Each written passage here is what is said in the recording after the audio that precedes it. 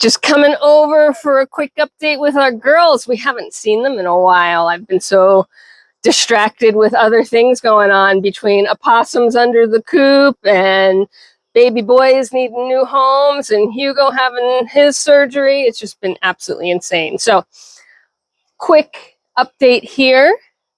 Look at how Ladybug is developing. She's becoming such a pretty thing. I cannot wait to put her in the ring. She was not shown as a little toddler because, you know, of course, you don't want to spend money to show a goat you're not keeping. And we didn't buy her until the show. So October will be her first show. I'm so excited to see how she does. I think she's going to do phenomenally. Denali is losing the weight. She's still big. Don't get me wrong. She's still too chubby. She's still on a diet, but I can see a noticeable difference in her girth. We'll put her on a scale toward the end of the summer. There's, you know, we're not going to weigh her every month. She's not at Weight Watchers. But we are keeping an eye on her weight and trying to get her back down to a much more normal weight where she belongs. Everybody else is doing fabulous. We had lots of rain, so we have some mud going on, so they're getting dirty, which is always fun. Fanta and Emma are holding their own. They're holding their weights. They're doing what we want them to do during summertime. So, you know, for our two old gals, life is good. And then Tonka and Sophie are still pretty focused on the opossum under the coop. Bailey's pretty focused on the chicks that have moved out to the grow out pen, which I showed you guys in a different video. So, you know, life on the farm has progressed and moved on to new things. Baby goat season is going to be officially over.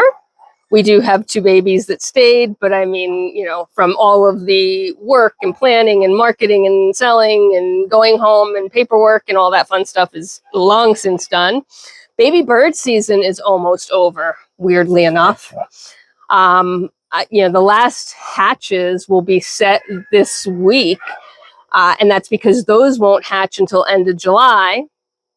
And once we get into August, I don't really like to have baby birds on hand because, you know, it takes time for them to grow up. They need to be out inside for a while, then they need to be acclimated to the outdoors. And our weather is, you know, somewhat unpredictable when you get into that September, October timeframe. And that's what August baby birds have to deal with. So I kind of stop, unless there's a special request or, you know, a paid order or something, I pretty much stop our hatching at the end of July, which means I stop setting eggs at the end of June. And that is where we are. So big changes on the farm in terms of seasonality. And it's only the beginning of summer. Heck, summer just officially started and we're already finishing up and thinking fall. Which means my brain will start to turn to who am I going to breed and who am I going to pair with who. We've got Voodoo, we've got Thorn, we've got Phineas. So all sorts of choices this year. And hopefully Thorn will perform because I'd like to get babies from him. But yeah, I just wanted to give a quick update and a check-in and give you guys a look-see at look at her coat. It's fantastic. At how Ladybug is progressing. Because it's been a while since we've taken a look at her. And there's Tonka for you, popping in for a little visit. You finished chasing or going after the opossum? All right. That's about it for now, guys. I'm going to go back to the house and, you know, find Hugo, who's probably standing at the back door staring because he thinks he's feeling better, which is fabulous. He is still being given, just for the record, he's still being given enough sedation that he should sleep all day, all night, right? And he just fights through it. He does not want to be left out. He doesn't want to be left behind. He doesn't want to miss a thing.